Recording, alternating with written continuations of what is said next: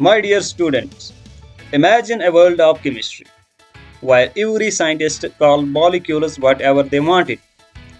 Back in the early days, chemists named a new molecule after the source it came from, or based on some random observation. This made communication a nightmare. As the number of discovered compounds grew, it became clear that a consistent and universal naming system was needed. The International Union of Pure and Applied Chemistry (IUPAC) developed a set of rules for naming organic compounds so that every compound would have a unique and clear name. This system helps scientists around the world to communicate more effectively and avoid misunderstanding. So, my dear students, get ready to understand countless organic molecules by a universal language. Naming organic compounds, the golden rule. Dear students, when naming organic compounds, we follow the systematic approach using the components, secondary prefix, primary prefix, word root, primary suffix, and secondary suffix in the same order. Let us understand them one by one. Secondary prefix. It indicates substituents or side chains attached to the main carbon chain. But wait, what is this substituent? Well, a substituent is an atom or group of atoms that takes the place of hydrogen atom on a carbon chain in a molecule. So let me clear this with an example. Let us say we have alkane containing 5 carbons and 10 hydrogen atoms. If we remove one hydrogen, let us say this one, and we place chlorine Cl at its position. Now this chlorine is substituent. Thus, the substituents you will often see may be halogens, alkyl groups, or a nitro group.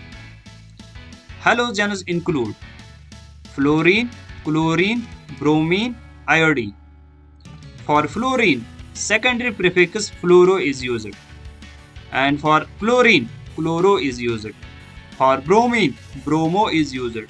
For iodine, iodo is used. Now this substituent can be alkyl group, and these alkyl groups include CH3. For its use, it is written as methyl at secondary prefix. CH2, CH3. It is written as ethyl. CH2, CH2, CH3. It is written as propyl. CH, CH3, CH3. It is written as isopropyl. Now primary prefix. It indicates the presence of cyclic structures. If the compound is cyclic, cyclo is used as primary prefix. Word root. It indicates the number of carbon atoms in the longest continuous chain. For one carbon atom, word root meth is used. For 2 carbon atoms, word root eth is used. For 3 carbon atoms, prop is used. For 4 carbon atoms, but is used. For 5 carbon atoms, pent is used. And so on. Now, primary suffix. It indicates the type of carbon-carbon bond. If the compound contains a single bond throughout, an is used as primary suffix. Similarly, "-ine" is used as secondary suffix, which indicates double bond. "-ine" is used as a primary suffix, which indicates triple bond if present. Secondary suffix. It indicates the main functional group present in the compound.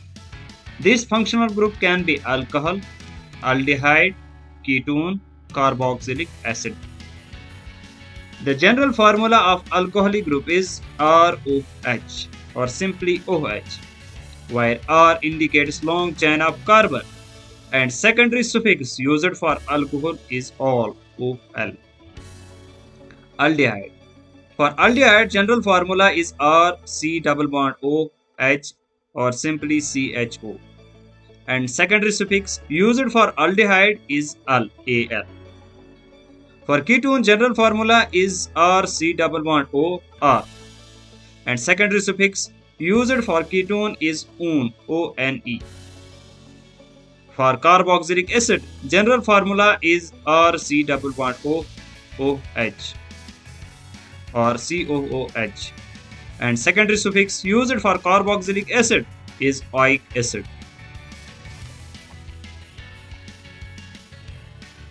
Dear students, let us do the IUPAC naming of organic compounds under its rules. The first thing we always need to do while naming is identifying the longest carbon chain. In this example, the longest carbon chain has 4 carbon atoms and all bonds are single bonds between the carbon atoms. Therefore, we use word root myth and primary suffix "an". Since there is no other prefix or suffix present, we can name this compound as butane. Example number 2. Compound with a double bond. Select the longest carbon chain, and here the longest carbon chain has 5 carbon atoms. Therefore, word root is pent. Primary prefix indicates that there is one double bond between carbon atoms, and you must keep a note here.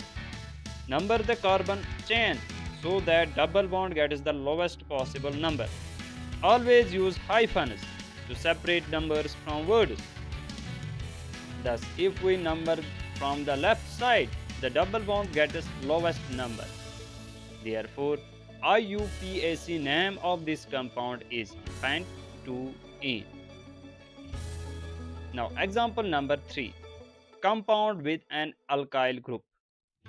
Before naming this compound, I want you to note, if a substituent or side chain is present, the numbering is done in such a way so that the substituent gets the lowest possible number. In this case, the longest chain has 5 carbon atoms and numbering will be done from left side so that CH3, a methyl group substituent, will get lowest number. 5 carbon atoms mean word root is pent, CH3 means secondary prefix is methyl, and there are only single bonds throughout, which means primary suffix is "an". Therefore, IUPAC name of this compound is 2-methyl pentane. You must keep this thing. While naming, do not use spaces between parts of the name. Now, example number 4. Compound with an alkyl group and halogen. In this case, the longest chain has 5 carbon atoms and numbering starts from and nearest the substituents to give substituents the lowest possible number. So, chloro gets position 3, methyl gets position 2, and there are only single bonds throughout. Now, IUPAC name of this compound is 3-chloro-2-methyl pentane. In this case, you might have noticed chloro is preferred over methyl substituent, although its position is 3 and methyl is at position 2. I want you again to keep a note here. The substituents are always named in alphabetical order. Therefore, we know C of chloro comes before M of methyl in the alphabetical series. That is why it is named as 3-chloro-2-methyl pentane. Example number 5. Compound with 2 different halogens. Dear students, in this example, longest chain has 5 carbon atoms. Therefore, word root is equal to pent. B of bromo comes before C of chloro in the alphabetical series. So, bromo is given priority over chloro, which means numbering will be done from left side. Thus, IUPAC name of the compound is 2-bromo-4-chloro-pentane. Example number 6. Compound with a double bond and alkyl group. Dear students, in this case, the numbering will start from the end nearest to the double bond, because primary suffix or double bonds are given highest priority over substituent. So, double bond will get position 2 and methyl will get position 3. Therefore, The name of the compound is 3-methyl-pentoene. Example number 7. Compound with identical substituents. Dear students, before naming this compound, I want you to know that always use di, tri, tetra along with the prefixes of multiple identical substituents. Di means there are 2 identical substituents. Tri means there are 3 identical substituents. Tetra means there are 4 identical substituents. And do not forget to use comma to separate numbers. In this case, 2 identical methyl groups get position 2 and 3. Therefore, we will add di along with the prefix methyl. So, IUPAC name of this compound is 2,3-dimethyl pentane. Example number 8. Compound with a ketone group. Dear students, before naming this compound, remember this. Main functional group is always given a highest priority and is indicated by a secondary suffix. In this case, the longest chain has 5 carbon atoms and a ketone group C double bond O will get position 2. So, the name of this compound is pentane-2-one.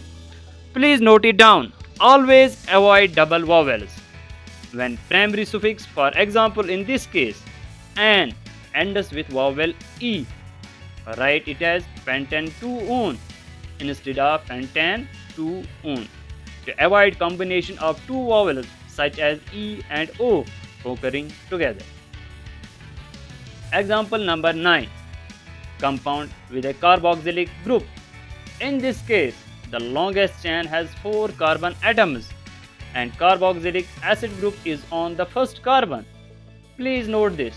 Functional groups such as aldehydic and carboxyl group are always present at the end of the chain. Therefore, they are called as terminal functional groups. The IUPAC name of this compound is butanoic acid. Example number 10. Compound with an alcoholic group. In this case, the longest chain has 4 carbon atoms with alcoholic group or hydroxyl group on the second carbon. Therefore, the name of this compound is butane-2-all. Now, example number 11. Ketone with a halogen substituent. In this case, longest chain has 5 carbon atoms with ketone on the second carbon and chloro group on the third carbon. Therefore, IUPAC name of this compound is 3-chloro-pentane-2-one. Example number 12. Hydrocarbon with double and triple bonds. Before naming this compound, I want you to note a molecule contains both double and triple bonds is called an alkyne. If both double and triple bonds are present at same positions, the double bond is always prioritized for the lowest possible number. In this case, longest chain has 5 carbon atoms. Thus, the IUPAC name of this compound is pent-1-in-4-ine. So, my dear students, I hope that with these examples of nomenclature based on IUPAC rules, you understand the concepts better and will practice more advanced problems. I would love to hear from you in the comments section if I need to add more information or if you understood everything well.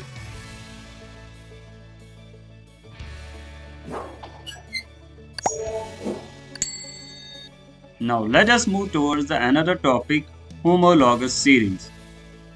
Dear students, we know alkanes are represented by general formula CnH2n plus 2.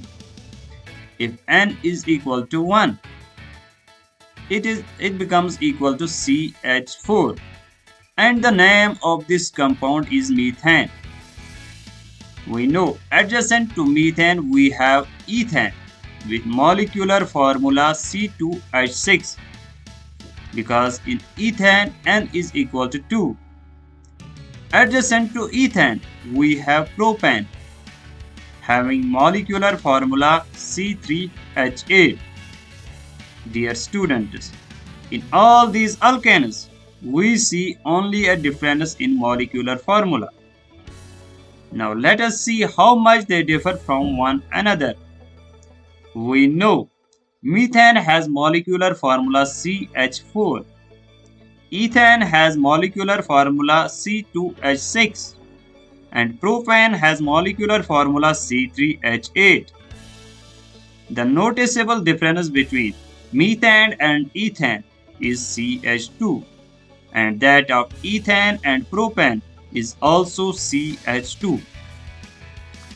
So we can define homologous series, a group of organic compounds having similar structures and similar chemical properties, in which the successive or adjacent compounds differ by CH2 group.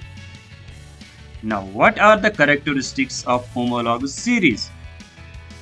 Dear students, all the members of homologous series can be represented by general formula. For example, homologous series of alkanes can be represented by general formula CnH2n plus 2. Any two adjacent homologs differ by CH2 group.